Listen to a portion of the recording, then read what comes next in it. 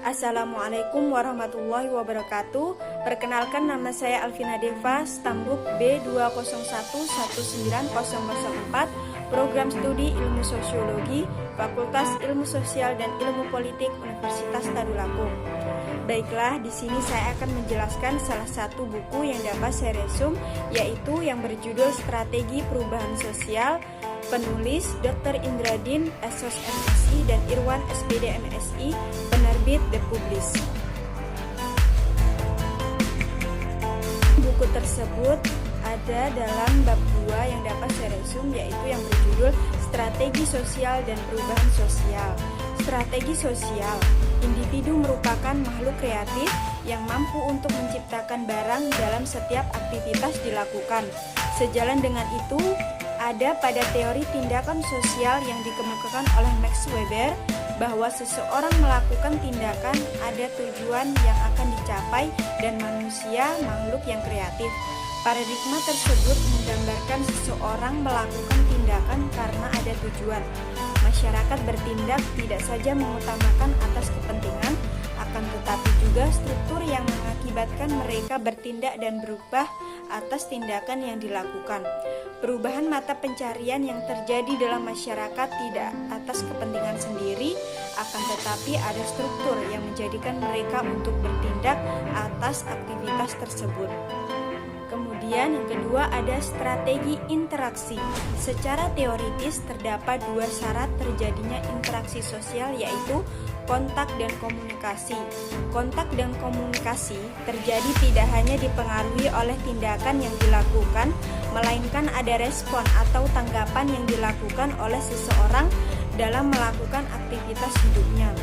Seseorang melakukan kontak sosial tidak saja melakukan tatap muka atau langsung bertemu dan menceritakan apa tujuan dari tindakan tersebut, melainkan kontak sosial dapat dilakukan melalui kontak tak langsung atau tanpa bertemu antara individu satu dengan yang lain. Selain itu, komunikasi sosial yang dilakukan oleh individu mempunyai makna atas tindakan yang dilakukan.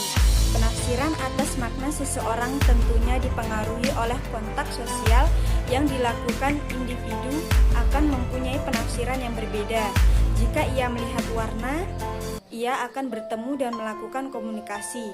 Maka penafsiran ada atas sesuatu akan sama dan mereka melakukan penafsiran secara langsung atas warna tersebut.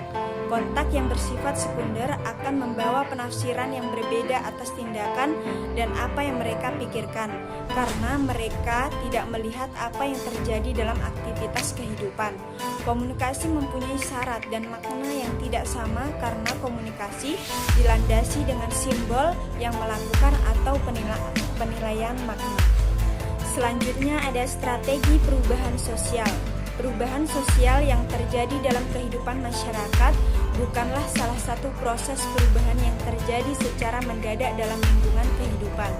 Hal ini terkait individu atau kelompok bahkan struktur yang melakukan atau merencanakan terjadinya perubahan sosial atau ada yang mengatur dalam kehidupan, sehingga perubahan terjadi dengan cepat dalam aktivitas masyarakat.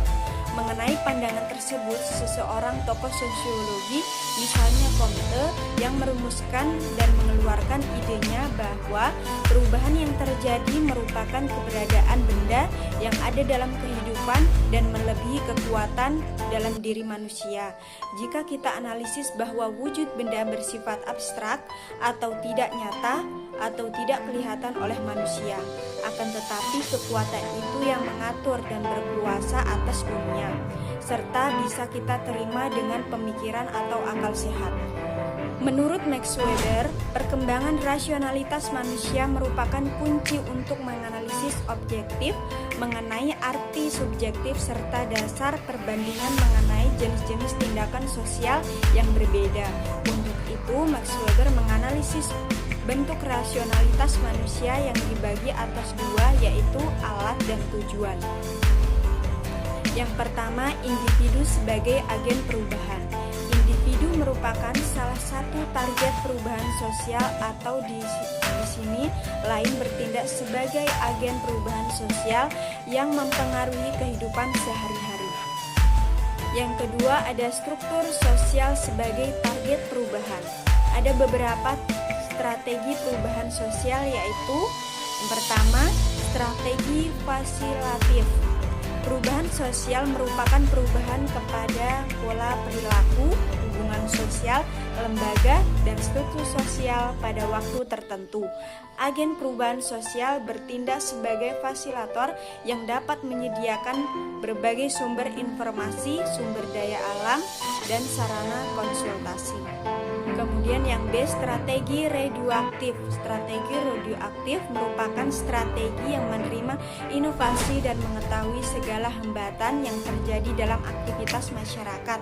Strategi radioaktif misalnya bidang pendidikan, keterampilan, dan sebagainya. Yang C, strategi persuasif. Strategi persuasif merupakan strategi membujuk. Artinya pada strategi ini mengupayakan masyarakat dengan cara membujuk dalam melakukan perubahan strategi persuasif. Strategi persuasif merupakan strategi. Yang D, strategi kekuasaan. Strategi kekuasaan merupakan strategi yang dilakukan dengan cara kekerasan atau paksaan serta ancaman yang diberikan kepada masyarakat. Yang E, strategi kekerasan versus non-kekerasan. Masyarakat tidak bersifat statis melainkan dinamis.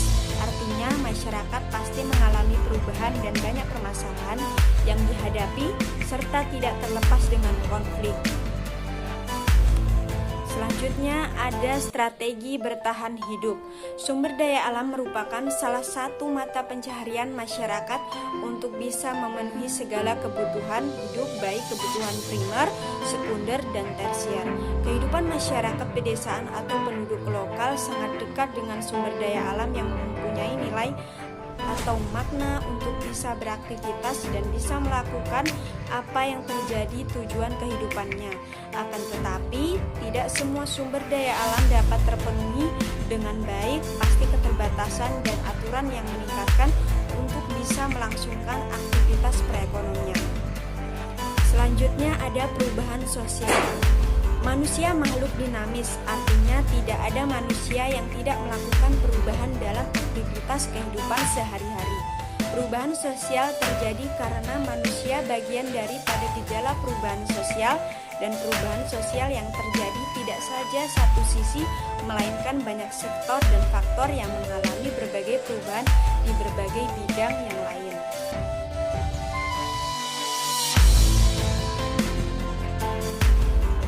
Selanjutnya ada perubahan sosial sebagai kajian sosiologi.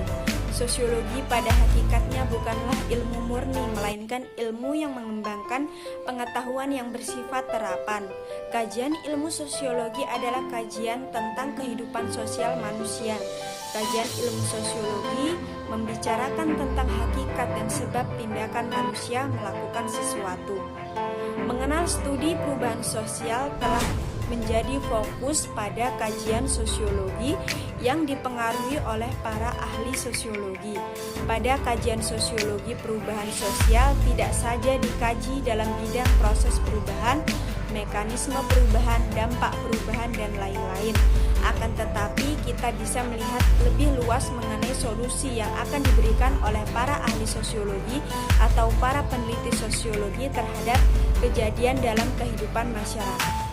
Baiklah, ini yang dapat saya jelaskan dalam buku Strategi Perubahan Sosial. Apabila ada kesalahan dan kekurangan, saya mohon maaf. Saya akhiri. Wassalamualaikum warahmatullahi wabarakatuh. Dan terima